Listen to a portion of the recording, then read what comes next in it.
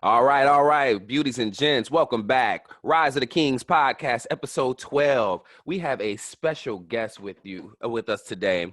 I'm gonna let her introduce herself. We go way, way, way, way back, damn near the diapers. But she is a remarkable woman, has a great story, does some great work in the community, and we have been so fortunate to be able to collaborate with her as of late. Miss Tatum Carter, go ahead and introduce yourself. So hello, my name is Tatum Carter, as you said. I am a mental health therapist in Texas, and right now I'm doing a lot of focus on mental health in the Black community and bringing a lot of awareness to that. So, All right, can you go ahead and tell us, can you give me a little bit more info on the work that you do? I've seen a little bit of it and collaborated with you on some things, but tell the people a little bit more in depth what you do. sure, I work for an organization that focuses on treating people with eating disorders, mood and anxiety, and trauma issues. And what my focus is to go into the community and find resources for those persons so that they can continue to maintain recovery, continue to maintain sobriety throughout their life after their treatment. So I'm out here connecting with different organizations that have the ability to support persons without hindering them from going back into treatment. So they want to make sure that they stay focused on their recovery plan, make sure that they're connecting with the society resources. So if that's a issue in the Black community, if that's connecting with the police reform issues, so that they can maintain their maintain their sobriety and maintain their strength through their struggles. And so what we collaborated on had to do with a support group, with a BIPOC group, um, which was really cool. It's cool to do a whole like writing exercise and everything, and just really see how people could express themselves through writing and how therapeutic that could be. What do you say to people who are on the edge of like, I want to join these support groups, but I'm a little nervous? Like, give them what is the pros and cons of these groups? So virtually support groups have just really blossomed this year. And so they're all so different and they're all still learning. So I would say to anyone just on the borderline to just join the group and try it once. Every group is different, and don't judge one group by the last group. I hear so many people tell me in my group, your group is different than the last group. And that is what I feel works for my group. It may not work for someone else's group. Groups can be large, they can range with 50 people, they can be small with only 10 people. They can require that you turn your camera on, they can say you don't have to turn your camera on. So it really is what matches for you. It's almost like going to see a doctor or a therapist. You have to keep going till you find the one that matches what you need. And what I like about, like, as somebody who organizes a support group, what I like about it is that it's like drop-in style. Like, you don't have to go every week. And honestly, if you miss 2, 3 weeks and then you come on that fourth week, like, it's like you didn't miss anything at all. Because, Yep. the way that I feel like the way that, I mean, I don't organize the content, but I'm amazed at how the facilitators can do that, where you can still not miss a beat and then bring in Tony Wilson, who missed the last 3 weeks, and it feels like he didn't miss anything at all. That just shows that the group facilitator has the control over the group, and that the consistency from week to week is still there. So the teachings don't change. It's not a whole new lesson and a whole new facilitator or teacher coming in, but the information being delivered is consistent, so that it doesn't matter if you miss a week or two or a month, that you come in and you pick right back up with everybody. And I really feel like what's cool about these groups is, and I'm glad that the accessibility is easier now, because I remember when I was trying to get into therapy with just like my personal like psychologist, my personal therapist, like it took me damn near 3 years. I onboarded in so many different places, like I did all the onboarding process and it never heard back. And then I finally found one woman, and it just wasn't a good fit. So then it was like another year in between that. Luckily, my wife and I started going to marriage counseling, and then he turned into my therapist. But like I had to backdoor that one too. So it's like there was a time where he was like, I think it might be time for you to like go and I can let you go now. And I'm like, not yet. Not yet. It took too long to get you. I need a couple more months. But I like how easy the access is to find these groups. And I mean, maybe that's a response to COVID, but it's really cool because, I mean, somebody for me, like on a grassroots level, I've got 20 guys in my group. But I've seen so many different kind of groups pop up all over the internet. Mm-hmm. Mm-hmm. And I think that is response to COVID because it's brought out so many needs within the community that weren't there. For instance, my organization didn't know that there was a need for a BIPOC group until the issue arose. And then it's like, okay, this is what we're going to do. So as we see the needs, we're responding with different groups. And so I think it's very important for people to just start vocalizing what their need is so that these organizations, such as the one I'm affiliated with and others, can start to say, hey, there's a need in the community. Let's go make this happen. If we don't know, we can't build it. And I've seen I've just seen like so many, I don't want to say cries for help.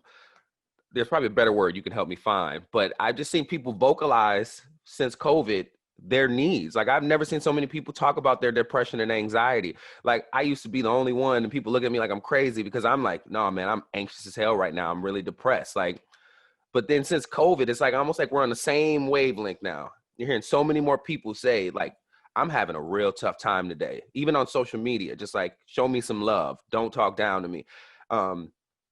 What are some things you're seeing or noticing trends amongst people since COVID when it comes to mental health? I think it's a wide range of trends with people. They're either focusing on their own mental stability and mental wellness, and they're trying to kind of disconnect from everything to focus on themselves, which is then creating an isolation issue. It's creating the loss of friendships because their friends don't understand why they can't hang out with them. And they're like, look, I'm just trying to connect and get myself back to who I know I'm supposed to be. But I also think there's a fear out there that people are just so afraid of what's out there. They don't want to connect with anything because they need some security. So there's a loss of security, there's a loss of relationships, and then there's a loss of a sense of self that people are experiencing. All connected to COVID, connected to a pandemic that just hit us so fast we weren't prepared for it. Yeah, and it took away, I mean, I feel like I've kind of had the reverse where I feel like my relationships have gotten stronger, well, at least with my wife. But that's because we both were working so much. We had this baby and we never got to spend time together. So now we're like literally on top of each other and we learn how to like really connect with that. But I was thinking about, man, like if you were a person who did not have, let's say either your family ties aren't strong or you don't have a partner or children or anything like that, I can see how like deep that could get for you because you don't have the normal distractions anymore. You don't have the day-to-day, like go to work, go to happy hour, go to yoga, do this on the weekend. Like you're literally you're working from home now. You're scared to go hang out with your friend because you don't know if they've been running around town exposing themselves to COVID. Right. And then you in these four walls. Yep. And that's what's creating a problem for a lot of people. As you mentioned, those individuals that are single and they count on the social aspect of life for everything, they can't leave their house. They're just stuck in their house. And you think about persons like that may live in areas like New York where the home environments are so tiny, they're stuck in, maybe 100 square feet of space total, and they can't leave for any reason because the city's on lockdown. They likely may not be working or they may be working from home. And so there's the stress of the financial and economic aspects hitting them real hard. And so they almost have no option but to reach out to social media and say, I'm struggling, or to reach out on social media and vicariously live through social media presence. Yeah. I'm seeing people. I mean, there was a woman who expressed that she has BPD and she's been very vocal about what she's going through. But you're seeing her now, like she's posting videos daily of her singing and playing a guitar and stuff like that. And you can really tell that is what's getting her through. You know what I mean? That's what's like stopping her from going over the edge and things. And I mean, that's probably all she can do because she's stuck in the house, you know? You brought up the financial aspect. Like, you know, these have been the most toughest, tightest times I've ever seen people go through. They said there is an increase in people who are just stealing from the grocery store now. Yeah. And it's only going to get worse because the unemployment is going to run out for a bunch of people by the end of this month. So, Mm-hmm. man, like food banks, the lines are crazy. Like, I mean, I've been, we've been fortunate because my wife still has a job, but she's actually just found out she's going to be laid off at the end of this month. You know what I mean? So Oh, now wow. we have been going in this mode of what's our next plan? Are we going to move? Like when we were in Texas, we found out. So that's why we were like kind of looking around the neighborhoods, like I would maybe live here. We're trying to figure out what's the next move going to be. But I can even see the stress in her now when you see like what is going to be the next move. There is no stimulus plan. There's nothing. Like we're going to go into retirement. Like it's rough.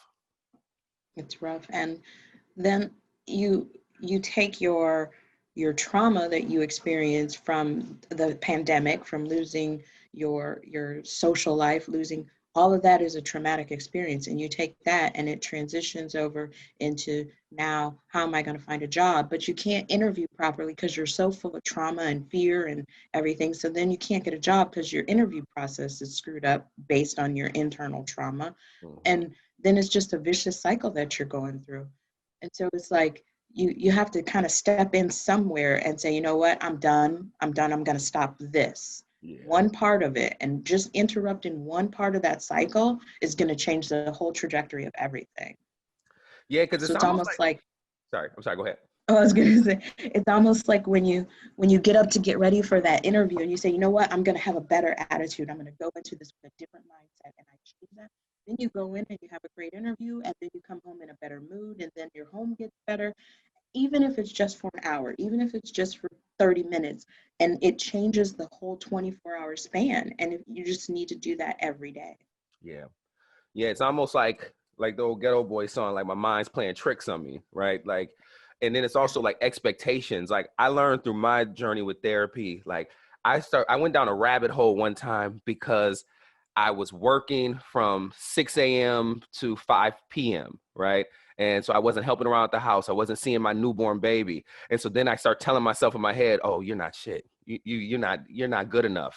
You know what I mean? It's like the fact that I could not be Superman, started telling myself that I wasn't good enough. And then you do more things, then you start drinking more, or you go do some self-destructive behavior, or you isolate and stay in bed because you don't feel like you're good enough because the expectations are so high, and what you can actually physically do is really here. And so like I have learned to set the expectations into like a reachable, format.